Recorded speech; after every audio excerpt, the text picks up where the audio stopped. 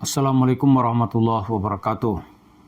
Para pemirsa, setelah lama perang kata-kata, saling mengancam, terakhir Habib Rizik mengajak perang yang dia sebut dengan organisasi massa monyet yang dilindungi oleh jenderal-jenderal monyet.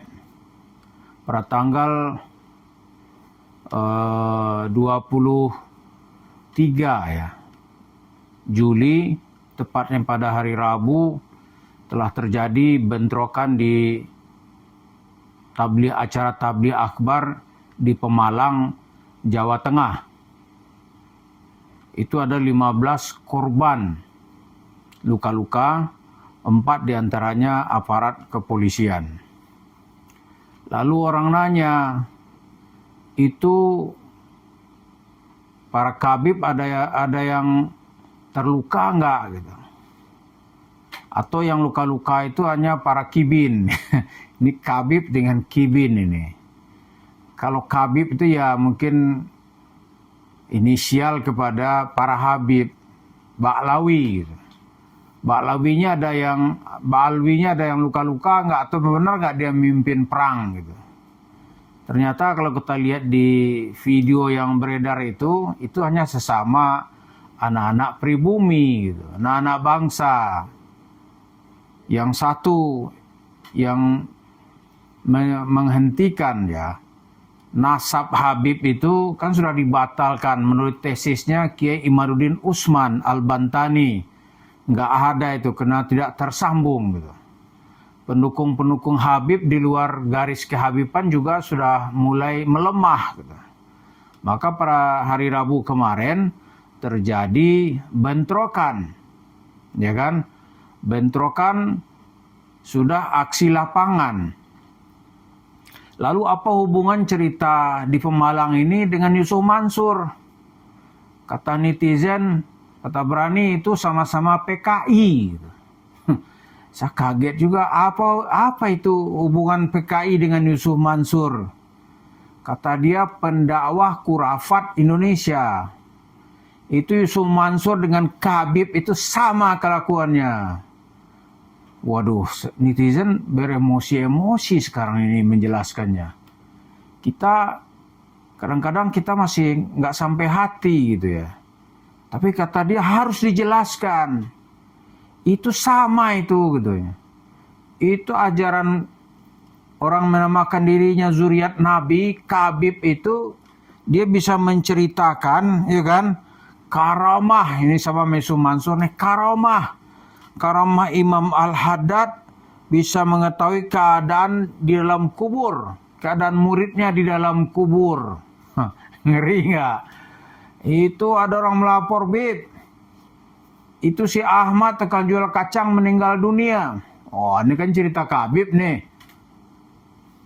Kata Habib, wah itu orang baik. Tiap malam mana dikasih kacang. Maka tungguin. Habib katanya menulis selembar catatan. Nanti taruh di dalam kain kafannya di dekat kepala. Habib memang nggak ikut nyolatin. Taruh aja ini. Nanti kalau ditanya malaikat Rakib wal Atid itu kan penjaga kubur gitu. Itu bilangin sama dia, ini muridnya Habib, ente kasih ini catatan aneh, maka di saat itu ya nggak ada lagi tuh tanya-tanya gitu. Ya kan? Malaikat penanya dalam kubur itu sudah nggak ada. Ya kan? Maka aman ente nanti sampai hari kiamat. Jadi katanya mengungkapkan catatan Habib. Ini nggak kalah lagi dari Ba'lawi yang lain yang menamakan dirinya siapa itu? Ali Jindan kalau nggak salah itu. Itu bilang kalau kita mati belum hafal Quran, nanti Habib akan mengirim para pengajar Al-Quran di dalam kubur. Sehingga sampai nanti hari kiamat kita hafiz Quran.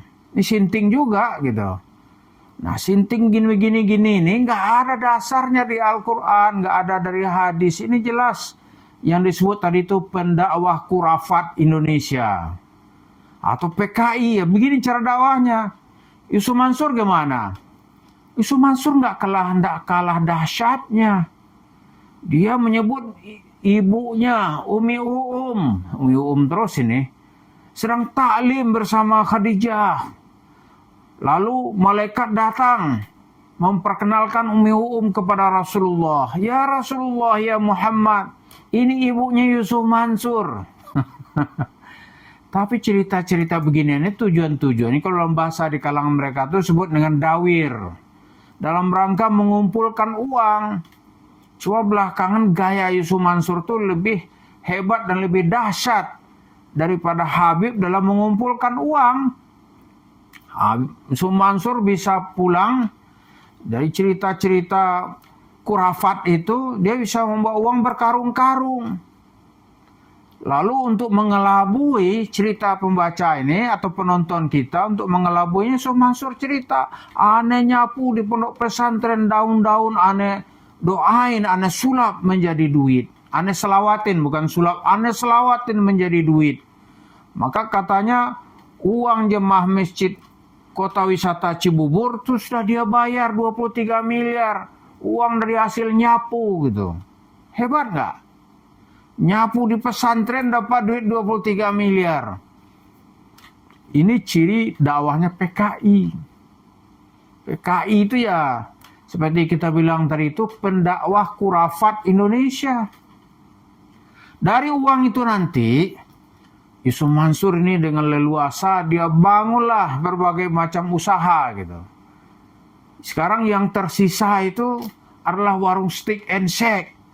Itu dari duit dalam tanda kutip mungkin dia rampok di sini, dia tipu di sini gitu. Sama kelakuannya. Lalu lahirlah ceritanya warung steak and shake. Dari situ dia kipas-kipas. Orang mau investasi asal nggak minta-minta lagi dana investasinya gitu.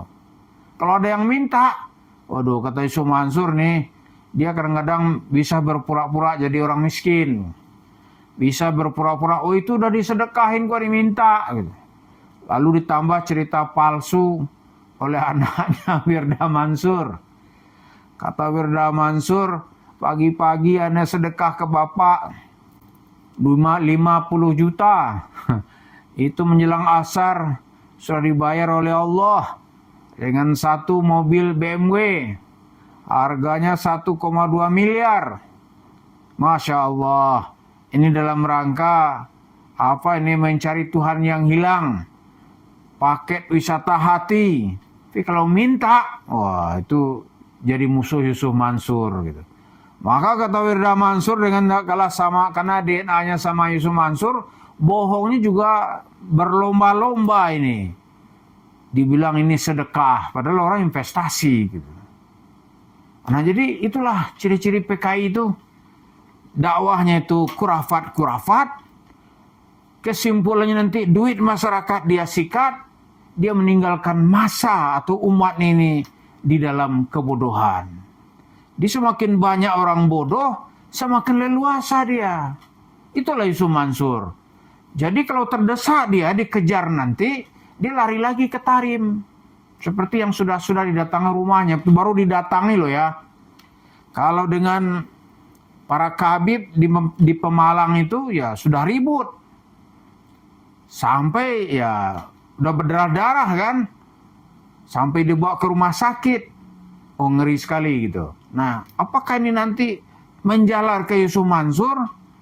Ya kita lihat sejauh mana atmosfer politik ini atau atmosfer keagamaan ini tensinya naik. Gitu. Kalau naik ya bisa dikejar Yusuf Mansur itu. Bisa dikejar.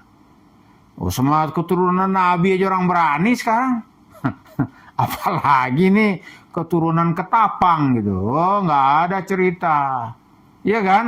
Yang ngaku-ngaku keturunan Nabi aja nggak ada, dihadang di Pemalang sana. Nanti di tempat-tempat lain saya kira masalahnya juga akan seperti itu. Karena itu diiring dengan meninggalkan cerita Islam yang penuh dengan kebodohan dan kepalsuan. Jadi kita lihat ya, di warung steak itu nanti itulah bunker, tempat disimpannya barang-barang ghanimah yang didapatkan oleh Yusuf Mansur dari umat Islam. Mari kita ikuti terus cerita para PKI ini. Terima kasih. Assalamualaikum warahmatullahi wabarakatuh.